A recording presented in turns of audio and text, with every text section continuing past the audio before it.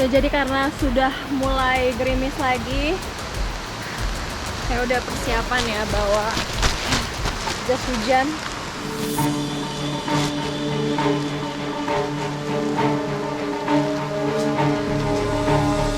Sekarang menuju ke sarang lebahnya. Akhirnya sampai juga kami di lokasi peternakan madu milik Pak Cepi.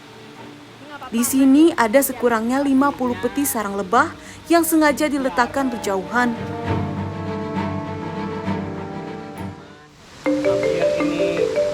Jenis lebah apis cerana yang relatif mudah diternakan ini banyak hidup di Pulau Jawa, Sumatera, Kalimantan, Bali, dan Lombok. Madu dapat dipanen setiap 2 bulan sekali. Di musim kemarau, setiap peti bisa menghasilkan madu hingga 2 liter. Tapi di musim penghujan, madu berkurang hingga setengahnya. Ya, jadi untuk mengambil sarang lebah itu harus hati-hati dan kebetulan juga ini kan lagi gerimis ya, lagi hujan, jadi lebahnya itu lebih tenang daripada biasanya. Kalau biasanya liar ya Pak? Kalau liar. Oh. Nah, udah bersih ke gini. Langsung dimasukin. Nah, Ya. jadi kayak gini ya. Ya. Apa namanya? Sarang lebah. Sarang Jadi, lebah. Lebah liar ya? Ya. Nih, Lebah liar ini sangat ganas. Oh, ini sangat ganas Pak. Ya. Kalau hati-hati mah enggak. Tapi kan Bapak nggak pakai pengaman Pak. Saya aja takut Bapak. Udah Kenapa? biasa. Udah tahu ya caranya. Ya. Pekerjaan ini sebetulnya cukup beresiko, apalagi bila dikerjakan tanpa alat pengaman sama sekali. Tapi demi bisa menafkahi keluarga, upah 70.000 yang mereka terima untuk memanen madu ini tetap mereka terima. Potongan sarang lebah ini kemudian disortir untuk memisahkan sarang yang kosong. Sarang yang syarat berisi madu lalu ditumbuk, kemudian disaring untuk mendapatkan madu yang bersih. Sisanya diikat dan digantung agar tak ada madu yang tersisa. Upaya kami hari ini hanya menghasilkan 1/4 botol saja.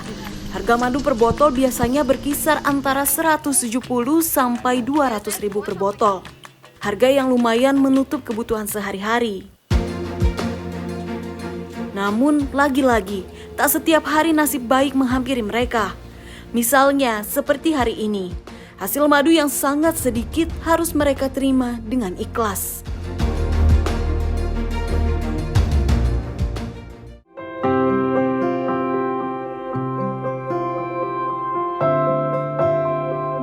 Beratnya tantangan kehidupan tak melunturkan semangat kekeluargaan dan saling membantu antar warga. Setiap pekerjaan yang mereka dapatkan pun dikerjakan bersama, agar rezeki mengalir merata. Seperti hari ini, kami akan memanen cabai. Menuju ke kebun cabai, kami menempuh jarak sekitar 2 km melewati kebun dan sawah, yang medannya menanjak dan licin. Cukup berat bagi saya yang belum terbiasa. Kebun cabai keriting jenis Red Wonder seluas 1/4 hektar ini adalah milik Bu Suryani. Jenis ini banyak disukai karena cabainya sangat pedas. Tapi setiap petani harus siap menghadapi gagal panen, terutama di musim hujan seperti saat ini. Serangan hama dan rontoknya bunga cabai menghambat penyerbukan sehingga tanaman tak berbuah. Demi menyelamatkan tanamannya, Bu Suryani harus membeli obat-obatan dan pupuk yang harganya selangit. Berat rasanya karena panen kali ini cuma menghasilkan 40 kg saja. Padahal biasanya kebun ini bisa menghasilkan hingga 500 kg cabai. Bu, Ibu kan pernah gagal panen, Bu. Itu Ibu ngalamin kerugian nggak sih kalau lagi kayak gini tuh? Iya, kerugian. Apa aja tuh, Bu? Dari pupuk, dari pekerjaan yang saya nomok bayaran. Oh, yang ditombokin Iya. uang Utang gitu, dulu. utang dulu. Terus utangnya tuh buat apa aja kan selain pupuk, apalagi tuh, Bu? Pupuk, obat-obatan. Obat-obatan. Iya. Obat-obatan tuh mahal, obat-obatan Mahal. cabai. Lebih mahal Sekarang, obat-obatannya iya. apa cabainya, Bu? Obat-obatan, cabena merah. Oh, cabenya kan sekilo sekarang 25.000. Kalau Iya. obat-obatan berapa? Oh, obat-obatan nyampe 100, Sampai 100. 100 lebih. Berarti ini banget ya, Bu ya? Iya. Beda banget jauhnya. Kalau bayar pekerja juga. Kalau ya pekerja ya nomok we ngutang dulu. Tak hanya para ibu, perempuan muda seperti Sinta juga terpaksa mengais rejeki sebagai buruh tani. Ia putus sekolah karena tak punya biaya untuk melanjutkan pendidikan. Menikah dini pun jadi pilihan sebagai solusi semu keluar dari kesulitan hidup.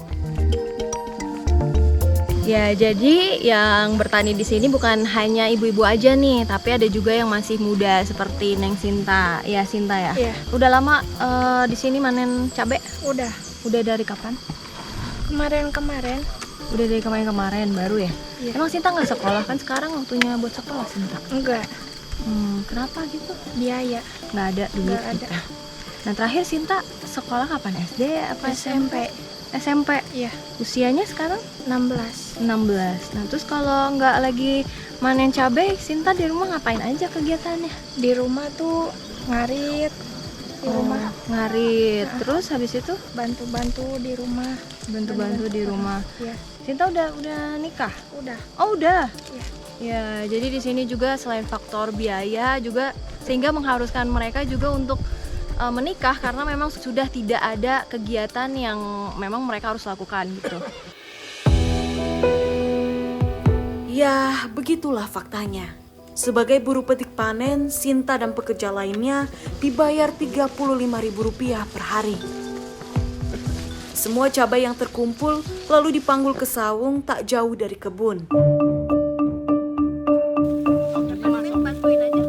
Di sini, cabai harus diangin-anginkan agar tidak basah, rusak, dan cepat busuk.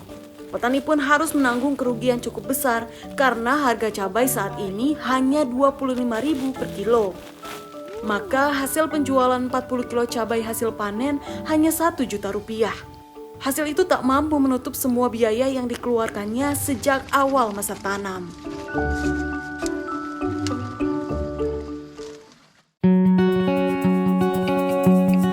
Sebagian warga juga mengais rejeki dengan cara yang tak biasa. Salah satunya Pak Parlin yang sudah 16 tahun membuat golok secara tradisional. Jalan menuju rumahnya melewati perbukitan dan jalan setapak.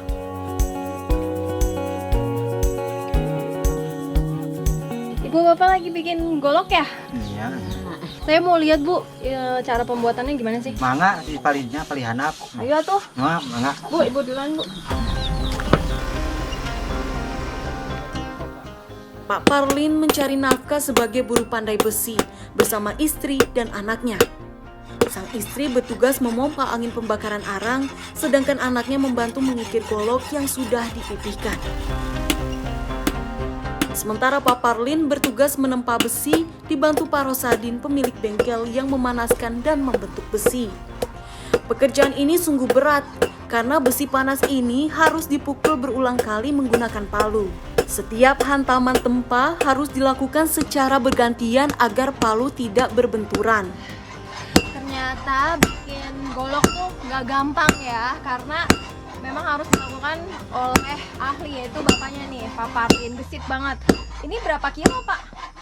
4,5 kilo ya. 4,5 kilo.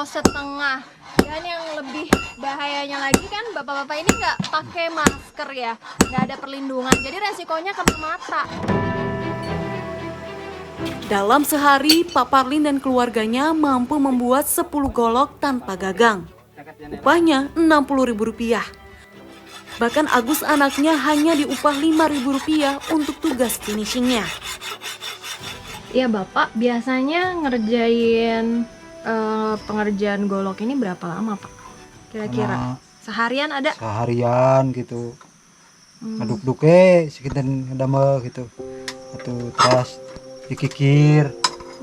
Tuang putra mantuan eta sekedap-kedapeun gitu. Ya, jadi ngerjain pembuatan golok itu bisa seharian. Nah, Iya. terus kadang Bapak juga ngikir dibantu sama anaknya, yaitu Iya. Agus. Ya. Terus habis itu Bapak emang tiap hari ngerjain golok aja atau ada yang lain? tiap hari kali itu ya itu ke kebon kali-kali gitu. Jadi Ke setiap hari. Serang gitu. Jadi setiap hari ke sini, kadang-kadang juga ke kebun. Jadi Ya. tergantung ya, Pak ya. Tergantung penghasilan jeung we gitu. Mm-mm. Aya we anu meryogikeun ka dieu gitu. Ka Gosali gitu. Tapi kalau penghasilan dari ini berapa, Pak? Sakedik ya. Sedikitnya berapa sedikitnya? Beda eta ngajual golok 35 paling itan hiji buligir gitu. Sebatna teh. Satu golok Ya. itu dijualnya 35.000. Nah, itu cukup, Pak, buat memenuhi kebutuhan sehari-hari. Bojang dengan ieu mah disebatna teh tama bongkor we kitu lah cek bahasa eta mah gitu. Agar laku dijual lebih mahal, golok harus dilengkapi gagang dan sarung. Pembuatan gagang dan sarung golok terbilang sulit, terutama bila pemesan menginginkan motif yang rumit. Pak Parlin hanya bermodal pisau untuk menyelesaikan pesanan pelanggannya.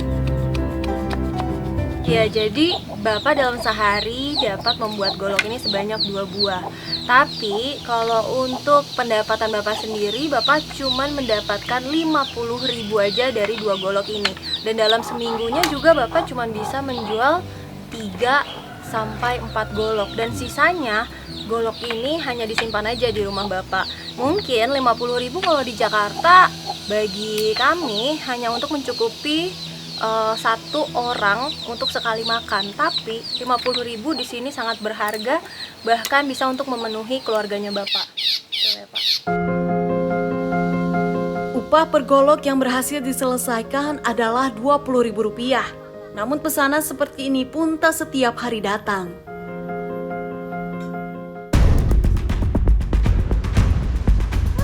Pak Parlin itu berjuang banget ya, walaupun sekarang hujan tapi tetap gimana caranya untuk mendapatkan tanaman obat ini, karena salah satu khasiatnya yaitu